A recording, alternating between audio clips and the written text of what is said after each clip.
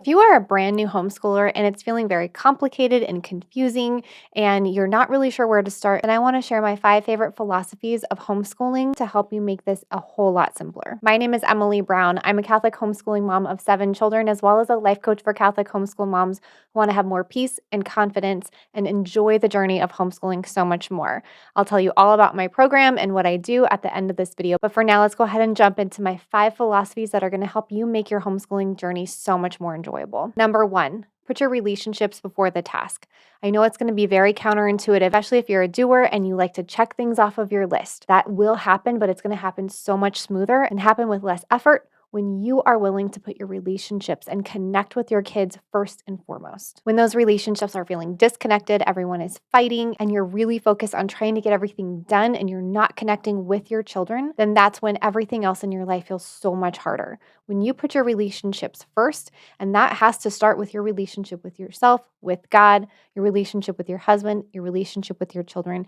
Put all of those things before everything else in your life, including the chores and homeschooling, then the chores and homeschooling actually become more doable. They happen so much smoother, they happen more efficiently, and you're actually making more progress toward your ultimate goal, which is teaching your children how to be good citizens of the world and to prepare them to do the work that God has in store for them to do someday. Number 2, let it be simple. We try to complicate homeschooling by trying to make it look just like a brick and mortar school. If that's been your only experience of schooling, I want to encourage you not to try and replicate school at home. It's exhausting. It doesn't work. You will enjoy your experience of homeschooling so much more, and your children will enjoy it so much more if you can learn how to let it be simple. My suggestion is to pick 3 things that you want to make progress on every single day. For a lot of families, those tend to be very skill-based subjects, so math and reading or writing or music or foreign language. Figure out what it is you want for this season in your life, for your family, and sometimes it's even by individual children. What are your 3 essential subjects that you want to cover on a regular basis?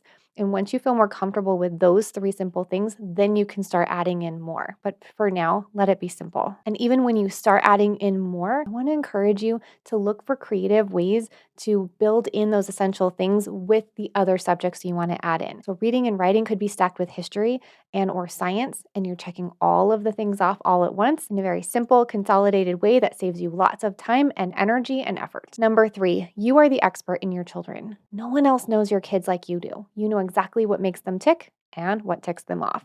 You know how to motivate them. You know how to connect with them to help them come back to task when you want them to. The thing that gets in the way are your judgments, your assumptions, or your expectations. So again, we have to root ourselves back in those relationships. Connect with the expert you are as their mom. When you don't believe that you're the expert, then a lot of the times you'll delegate the responsibility to raising your children or educating them to someone else that you think is the expert. But the outcome of that is typically that you feel very frustrated and overwhelmed trying to do it someone else's way instead of making it right for your kids and your family. Trust yourself as the expert. Say yes to things that fit in with your family and your goals for them, and no to the things that don't. And yes, you know exactly what those are. Number 4, there is no such thing as behind, especially when it comes to God's will. As homeschoolers, we have the freedom and luxury to be able to homeschool our children in whatever way is right for them.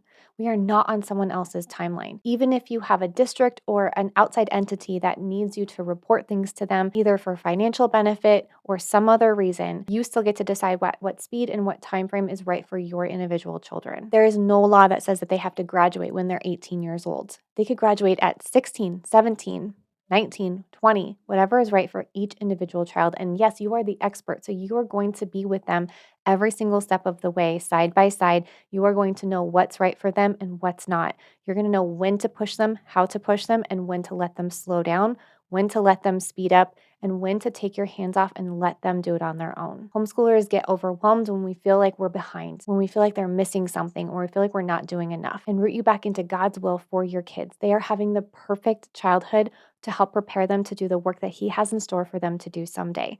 There's no rush. He is allowing their childhood to unfold exactly the way He wants it to. So take a breath, Mama. You're doing a good job. Number 5, it all counts. If your only experience with education has been a brick and mortar school, then I want you to remember those beginning weeks of school when your teacher spent a whole month teaching and training 30 other kids how to sit still, how to be quiet, how to raise their hands and ask permission to go to the bathroom or get a drink, how to eat at certain times of the day, how to take care of their desk and the space around them, how to hang up their coats, and just how to be good citizens in the classroom. As homeschoolers, we tend to think that doing all of those things at home doesn't count as school. But remember, brick and mortar schools have our kids for 7 to 8 hours a day, and they build all of that in. It all counts as education. It all counts toward our ultimate goals, which is to help prepare them to be good citizens of the world. And ultimately, we are raising them for heaven. So when you're thinking about homeschooling, I want you to think about it as home and schooling. We do it together, we do it in conjunction. We consolidate, we simplify. We're teaching and training our children how to be functional adults someday, which will benefit them either in marriage or religious life someday. When you can zoom out and take that bird's eye view, see your homeschooling through God's lens and through His will and His timing, then you can take a big deep breath and remember you're doing a really good job. So remember, mama, relationship before task. Let it be simple. You are the expert in your children. There is no such thing as being behind in God's will, and it all counts. If this was useful for you, then please like and subscribe to this channel so that you can get notified every time I release life coaching content geared specifically to your Catholic homeschooling lifestyle. You can go get started with my life coaching work in the link below this video. There's a free masterclass waiting for you right now to help you go deeper on some of the concepts that I taught about today. And if you would like help doing this work in a personal way and would like to work with me as your Catholic life coach, then please book your consult call with me in the link below this video as well. Thank you for watching. I am praying for you. I hope you have a fantastic week. God bless.